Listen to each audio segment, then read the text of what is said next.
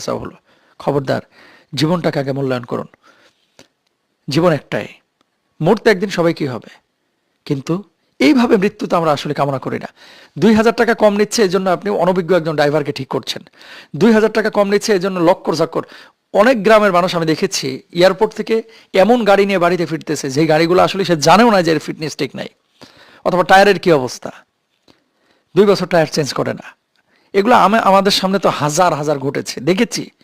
এয়ারপোর্টে শত শত মানুষ বের হচ্ছে একটা লক্কর চক্কর গাড়ি নিয়ে, তাকে রিসিভ করতেছে। তাহলে দরকারটা কি ছিল? একজন আসলেই তো হতো। আর রিসিভ করার জন্য আসতেই বা হবে কেন?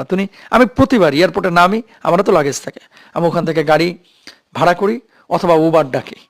উবার ডাকলে তো সেখানে একটা আপনার থাকে, ডকুমেন্ট থাকে। আপনি বলবেন যে মোহতারাম, নামার পরে তো সিম থাকে না। তাহলে এয়ারপোর্টের তালিকাভুক্ত এরকম ভালো একটা গাড়ি নেন, ওখানে যারা ওই যে মানি সিট টিসিট দিয়ে দেয় একেবারে।